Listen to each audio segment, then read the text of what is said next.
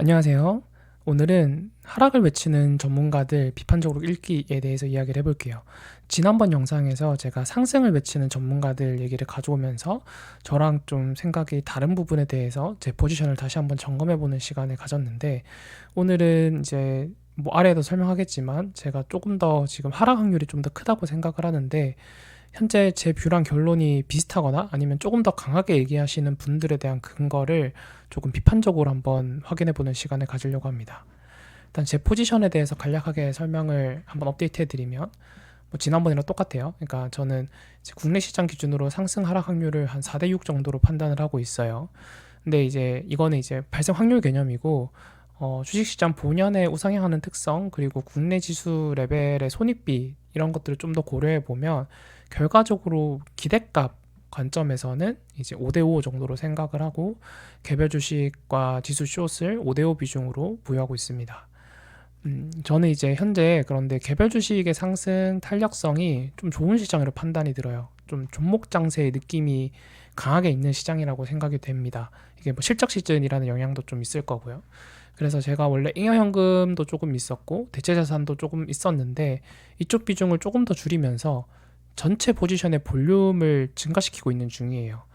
이거는 이제 지수 자체는 뭐 상승 하락 기대값을 5대5 정도로 가져가고 있긴 하지만, 이 개별 주식이랑 시장 지수의 차익 거래가 얻을 수 있는 시장이라고 생각을 하거든요. 여기 마진의 손익비가 좀 좋다고 생각을 합니다. 이 말의 뜻은 이제 지수는 좀 1대1로 움직인다고 생각을 하면, 개별 주식이 현재는 상승 탄력성이 조금 더 좋고 하락 시에는 조금 더 비탄력적일 가능성이 있는 시장이라고 판단이 되어서입니다. 제 포지션에 대한 내용은 뭐 이전 영상에서 했던 부분이니까 조금 간략하게만 얘기하고요.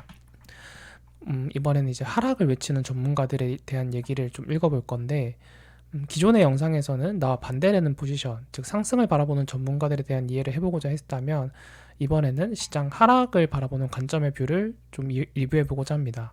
나랑 유사하거나 뭐 나랑 이제 나보다 좀 더 과한 방향으로 시장을 보는 뷰를 볼 때는 조금 더 의구심을 가지고 봐야 될 필요가 있어요. 참고로 이런 전문가적 의구심이라는 표현은 회계사들에 있어서는 이제 기본 자질이거든요. 그러니까 감사 기준서에도 나오는 얘기입니다. 그러니까 뭐 오류나 부정에 대한 왜곡 표시 가능성을 나타낼 수 있는 것일 수 있는 상황에서 유의하면서 의심하는 마음, 그리고 감사 증거에 대한 비판점 평가, 이런 것들인데, 이게 이제 제가 주식을 좀 하는 데 있어서, 그리고 매크로를 해석하는 데 있어서 많이 가지고 있는 기본 마인드랑 똑같습니다. 그래서 뭐 직업병 느낌으로 비판적으로 보는 습관을 항상 가지고 있고, 뭐 이게 나쁘게 말하면 뭐 배 꼬여 있죠. 근데 이게 주식을 하는 데 있어서 독립적인 이런 생각들을 가지려면 꼭 필요한 뭐 그런 자질이라고 생각을 합니다. 그래서 이제 나랑 결론이 비슷하더라도 논리는 상반된 경우도 많고 하니 주의도 많이 필요하다고요. 뭐 기본적으로 뭐 뒤에 있는 뷰들을 얘기하기 전에, 전문가들의 뷰는 항상 존중합니다. 그러니까 그들이 그 뷰를 형성하는데 저보다 더 깊은 사고랑 리서치를 했을 거라고 확신해요. 그러니까 근데 지면이나 방송의 한계 때문에 아니면 또 다른 이유들 때문에 뭐 전달이 좀 부족했을 수도 있고, 아니면 제가 틀렸을 수도 있고, 뭐 그런 부분들이 많을 건데, 그래도 결국에는 투자에서 이제 매수 버튼을 누르는 거나 매도 버튼을 누르는 거는 결국 제가 해야 되는 일이기 때문에, 제 관점에서 비판적으로 읽는 습관을 저는 가져야 된다고 봅니다. 그들이 맞거나 틀리다 이런 문제랑은 좀 다른 문제인 것 같아요. 오히려 분석이 좋으니까 다른 관점에서 생각해 보는 거라고 생각해 주시면 될 것 같습니다. 그러면 첫 번째는 이제 DB금융투자에서 나온 리포트, 그리고 오늘 뭐 방송 그 3프로TV에도 나오셔서 이제 이런저런 설명을 해주시던데, 뭐 강영기 파트장님에 대한 내용을 조금 보면서 얘기를 해볼게요. 요 컨텐츠는 이제 릴리스 AI를 활용해서 초안으로 좀 작업하고 제가 추가 편집한 내용입니다. 지금 이제 이분은 미국 시장을 이 상반기에 조금 하락할 가능성이 높다고 보시는 뷰거든요. 전반적으로는. 그 이유로 이제 첫 번째 가져온 거는 뭐 현재 이제 밸류에이션이 매우 높다. 그런데 이제 지금 뭐 물가 상승이나 이런 것들에 있어서 요 영향이 지금 트럼프 영향은 아직 미치는 단계가 아니고 바이든 정부 때 영향이다. 근데 요 근거는 이제 요 물가 지표가 지금 높게 나오는 이유는 재정 지출 때문이다.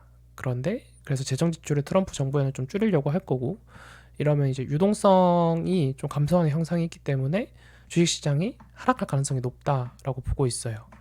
그러니까 제가 뭐 일전에 조금 말한 적이 있는데, 저도 시장의 유동성이 조금 줄어드는 환경이라서 시장의 리스크가 조금 더 올라갔다라고 얘기를 하긴 했는데, 뭐 제가 보는 관점과 조금 차이점은 있습니다. 뭐 밑에서 좀 이어서 얘기를 해볼게요. 그래서 얘기하시는 거는 뭐 작년에는 유동성 함정이라는 징후가 없었다.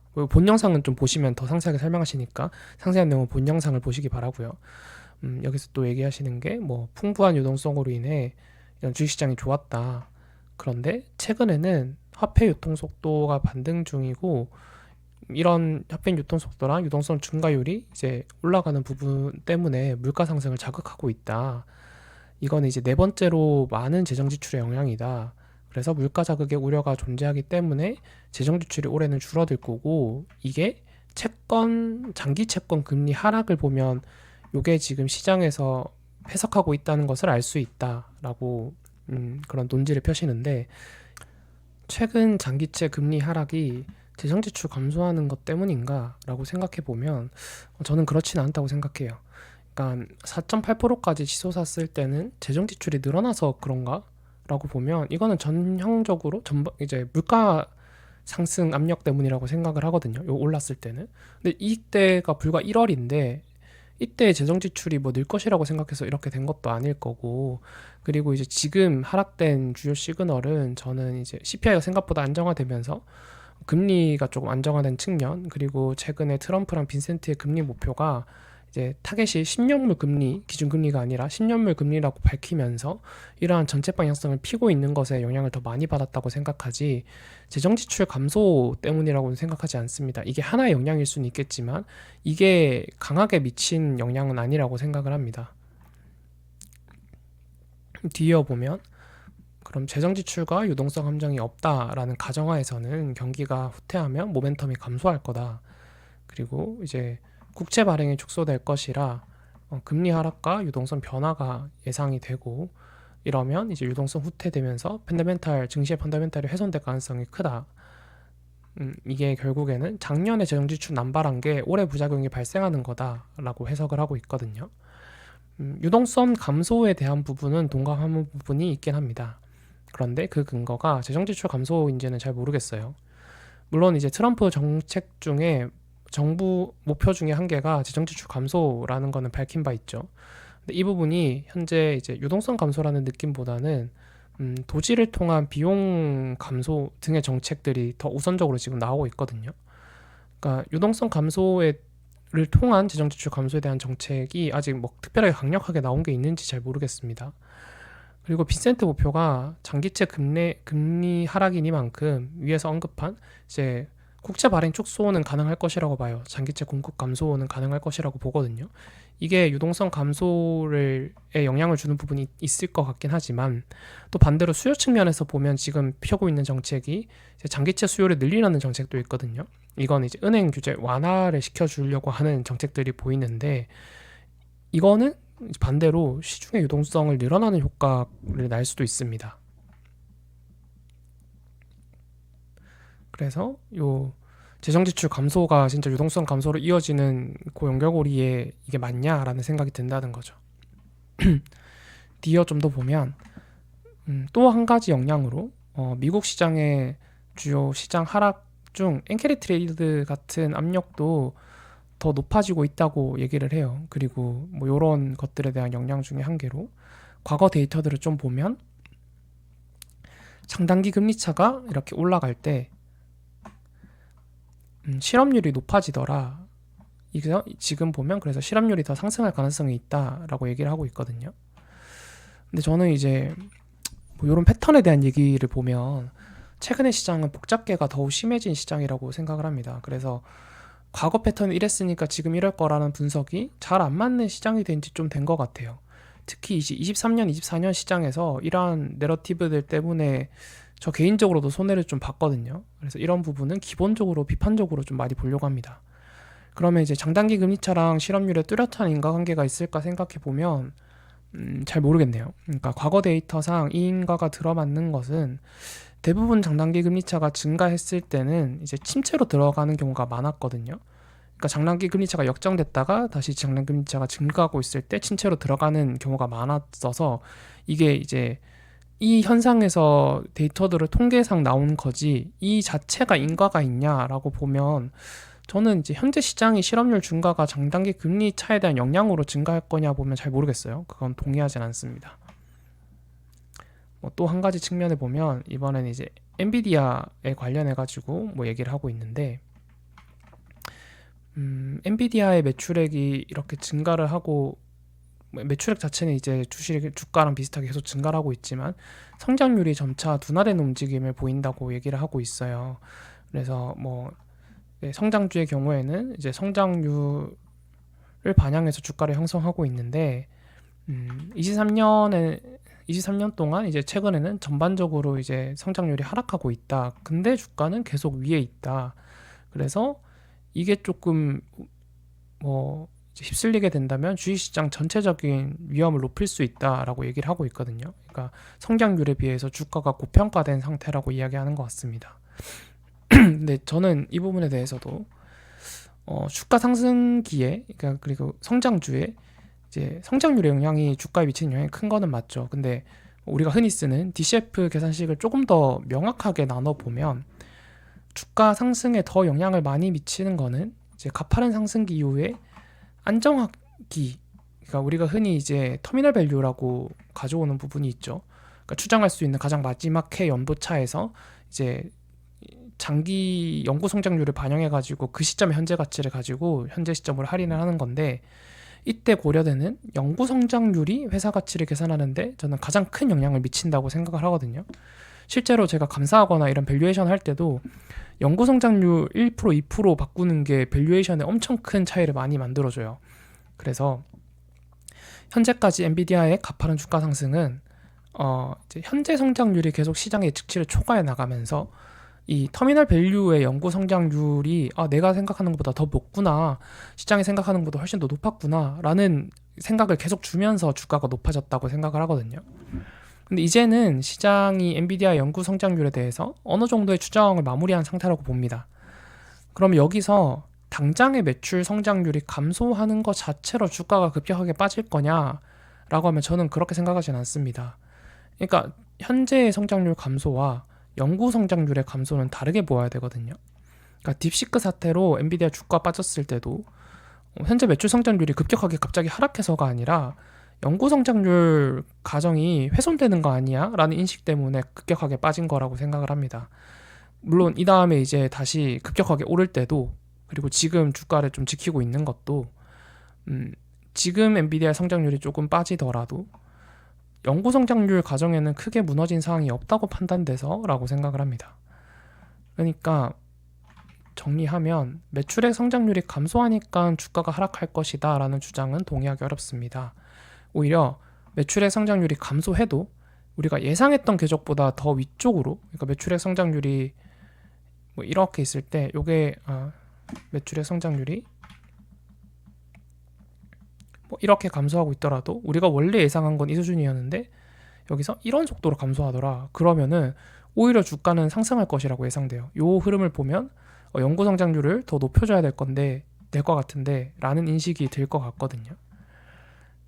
물론 이제 시장의 침체로 시장 전반의 밸류가 다운된다면 지금 엔비디아의 밸류 자체가 싸진 않으니까 엔비디아도 같이 내려갈 것이라고 생각을 합니다.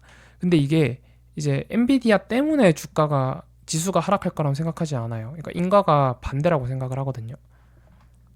이 부분도 좀 이렇게 조금 동의하지 않는 부분이 있고 또 뒤로 쭉 넘어가 보면 이 얘기는 좀 넘어가고 한국 시장에 대한 얘기를 좀 하고 있는데 저도 이제 한국 지수 시장에 대한 이제 비중이 좀 높아서 한국 주식의 움직임과 미국 주식의 움직임을 조금 같이 생각하는 걸 많이 하고 있는데 여기서 지금 얘기하시는 것은 이건 또 패턴 얘기인데 미국 시장과 한국 시장의 패턴이 이렇게 다이버전스가 오래 지속될 때는 결국 미국도 빠지더라 라는 얘기를 하고 있거든요. 그리고 이게 빠지고 나면 한국 시장에서는 중소형주 위주의 개별주 장세가 이루어질 거다라고 이야기를 하고 있어요. 이것도 좀 패턴 측면이 좀 있는 것 같습니다. 이것도 뭐 위액이랑 패턴에 대한 분석은 저는 좀 비판적으로 보려고 노력한다 라는 점을 또 얘기 드리면서, 요게 이제 유명한 증시 격언이 있죠. 시장은 늘 반복된다. 그 차이점만 빼고 라는 말이 있죠. 그래서 반복되는 패턴을 확인하는 작업은 충분히 의미 있는 작업이라고 생각을 합니다. 근데 여기서 포인트가 차이점에 대한 면밀한 분석을 하는 게 조금 더 중요하다고 생각을 하거든요. 근데 이 부분에 대해서는 설명을 좀 많이 안 해주셔가지고 조금 뭐 이게 진짜 맞는 얘기야? 라는 생각에 확신을 가져다 주기 조금 어려운 것 같습니다.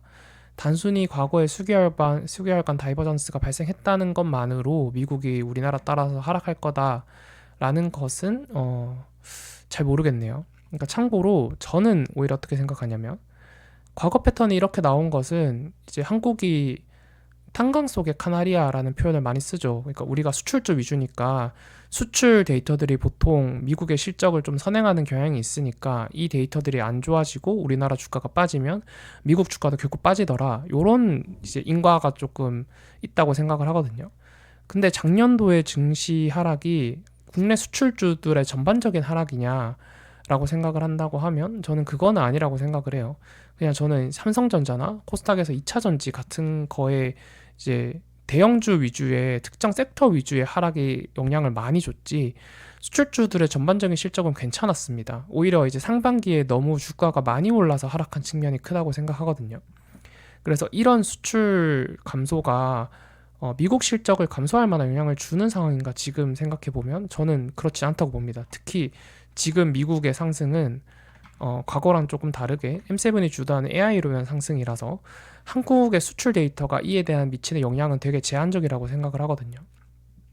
다만 여기 이제 방송에서 얘기 나오는 건데, 미국 시장이 조정을 받으면 한국 시장도 같이 조정을 받을 것이라는 얘기는 동의하긴 합니다. 중소형주 장세가 올 것이다 라는 거에 대해서도 뭐 논리가 지금 최근 주도주는 이제 반도체라고 얘기를 하고 있고요. 근데 이 반도체 업종이 주도력을 잃으면 중소형주로 수급을 이동할 가능성이 크다. 그리고 횡보할 때 과거에 보면 개별주 상세가 나타난다라고 이야기를 하고 있습니다. 그리고 지금 그래서 시장이 좀 오르고 있는데 지금은 좀 주의하라라고 말씀을 하시고 계시거든요. 이 부분도 조금 뭐 비판적으로 보려고 노력을 하면, 저는 개인적으로는 지금 연초 시장이 대형주든 개별주든 다 좋다고 생각을 하거든요. 그러니까 중소형주가 지금 실적 대비 주가가 안 좋냐? 그러면 잘 모르겠어요. 그럼 횡보장에서는 중소형주 실적이 좋아지냐? 그것도 아닐 거거든요. 그러니까 저는 이제 예를 들면 대형주 시장이다, 중소형주 시장이다 이렇게 지칭할 만한 시장은 실적 나오는 거에 비해서 주가를 더 많이 쳐줄 때 그런 시장이라고 얘기를 할 수 있다고 생각을 하거든요. 예를 들면 이제 작년에 M7 같은 게 엄청나게 오르면서 지금 미국은 M7만 오른다라고 할 때는 M7을 밸류에이션 했을 때는 그거만큼 받아야 될지 잘 모르겠는데 실제 시장은 그거보다 더 밸류를 많이 쳐준다 이런 느낌이라면, 지금은 사실 실적 나오는 것만큼 밸류를 쳐준다는 인상이 더 강합니다. 한국 시장이 작년에 많이 조정을 받아서 그런 것도 있고, 지금 개별주도 실적이 잘 나오거나 모멘텀이 있는 것들은 잘 나오거든요. 그래서 이후에 개별주 장세에서 갑자기 걔들이 뭐 모멘텀을 특별히 받을 거냐, 지금도 좋은데 잘 모르겠거든요. 그래서 이런 생각들이 있고, 물론 이거는 제가 뭐 시장 전반적으로 섹터 분석을 하거나 그런 걸 좀 시간을 쏟는 사람은 아니라서 지금 그냥 내 느낌일 수는 있긴 해서 내가 잘 모르는 부분일 수도 있다는 점은 뭐 얘기 드릴게요. 그러면은 여기 DB투자증권에 대한 요 뷰는 조금 이런 식으로 마무리를 해서 보면, 이쪽은 이제 뭐 결과론적으로는 상반기에 주식이 한번 흔들릴 수 있다는 점에 대해서는 공감하는 부분이 있으나 그 논리들에 대해서는 조금 공감하기 어려운 부분이 많아가지고 제 뷰랑은 조금 다르다고 생각하시면 될 것 같습니다. 그러면 그 다음에는 제가 이전에도 한번 언급한 적이 있는데, 골드만삭스의 스캄 런너라는 분이 계시거든요. 이분이 이제 시장을 좀 잘 맞추시는 분인데, 이분의 2월의 시장 분석을 좀 보면, 우선 이제 스캄 런너가 누구신지 잘 모르실 분들을 위해서 간단하게만 설명을 하면, 현재 골드만삭스의 마켓 부문 매니징 디렉터이자 전술 전문가라고 하고요. 뭐 이런 이력들을 가지고 계시고, 뭐 이제 과거 전망들을 보면 잘 맞추는 편이세요. 그러니까 이전에도 뭐 잘 맞추실 건데, 이제 이때부터만 봐도 9월 전망했을 때 연말까지 시장이 계속 좋을 거다라고 했는데 시장이 결국 이제 장기적으로는 강세를 유지했었고, 뭐 12월 전망에서는 1월에는 조금 변동성이 증가할 수 있다라고 했는데 뭐 1월 말쯤에 좀 변동성이 증가한 부분들이 있었죠. 그래서 이분이 이제 현재 시장에 대해서 조금 안 좋을 수 있다고 얘기를 하는데 항상 이제 숏을 외치는 분이거나 이런 분이 아니라 조금 중립적인 입장에서 항상 뷰를 하시는 분이고 예측력도 좀 좋은 분이라서 좀 많이 참고하고 있는 뭐 분 중 한 분입니다. 그래서 이분이 이제 2월 12일 정도에 나온 리포트에 대한 내용들을 가지고 좀 얘기를 조금 해보면 이분은 2월 16일을 기점으로 시장이 전술적 약세로 전환될 것이라는 예측을 했거든요.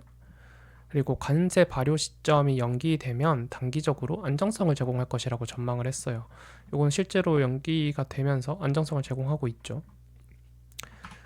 얘기를 보면 이분도 일단은 패턴 얘기부터 시작을 하는데 저는 이제 이 수익률 패턴은 크게 의미를 두지 않는다고 앞에서도 얘기했지만 여기서는 일단 2월을 전반적으로 보면 하반기로 갈수록 변동성이 증가해서 그럴 수 있다라고 얘기를 하고 있습니다.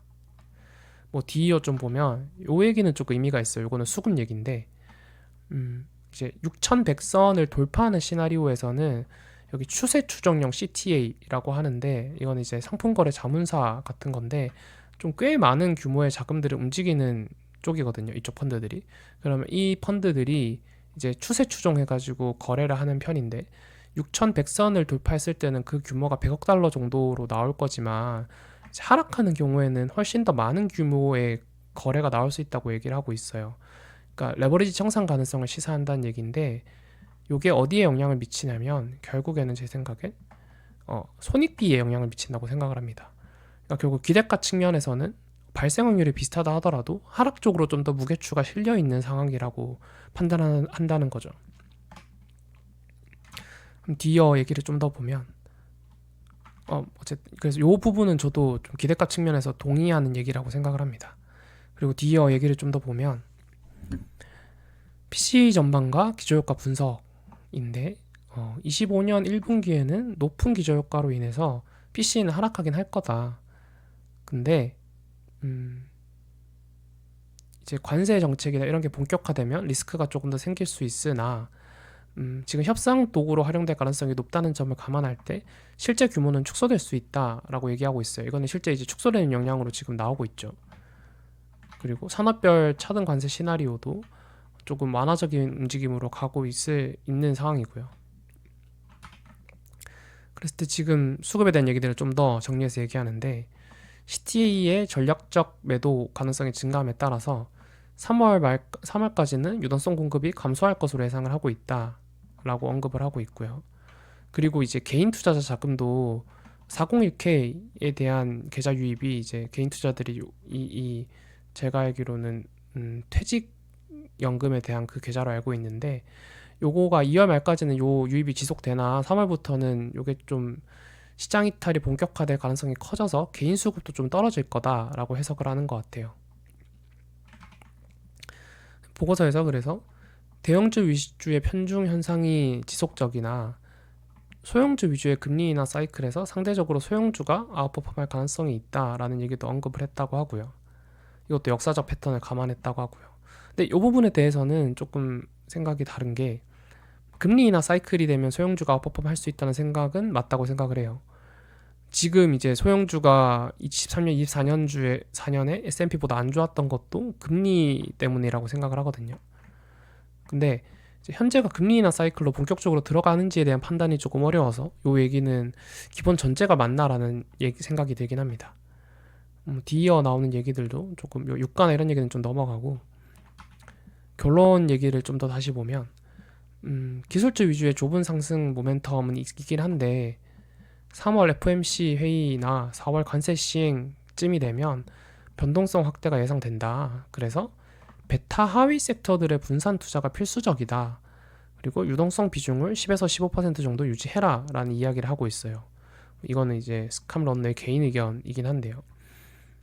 저는 이 부분에는 되게 동의를 합니다. 그러니까 3월 FOMC랑 4월 관세의 변동성이 확대될 수 있다는 관점 때문에 저도 현재부터 포지션을 유지하고 있거든요. 그리고 이거를 이제 포트폴리오 포지션이라는 거는 딱 그 적시에 3월에서 4월에서 예상된다고 뭐 3월 말에 갑자기 잡아놓고 이러기는 좀 힘들고, 그 영향이 미리미리부터 발생할 수 있기 때문에 리스크가 높아졌을 때는 포트폴리오 포지션을 좀 맞춰놓는 게 맞다고 생각이 들거든요. 그래서 저도 이 리스크 때문에 지금 포트폴리오 포지션을 좀 맞춰놓은 상태고, 근데 이제 스칸 럼너에 저도 좀 동의하는 부분이, 이분이 얘기하는 게 지금 베타 하이 섹터로 분산 투자하라고 하죠. 그러니까 만약에 시장 전체가 폭락이 되면 베타 하이 섹터로 분산 투자하는 것도 크게 의미가 없거든요. 이거는 이제 베타 하이 섹터라는 거는 시장 지수에 얼마나 추종하는지에 대한 게 베타니까, 베타가 낮은 주식이라는 거는 시장이 하락할 때 그만큼 하락을 안 하는 주식들이 베타가 낮은 주식이라는 건데, 시장이 완전히 망가지면 베타가 낮은 주식들도 결국 낮아지기 때문에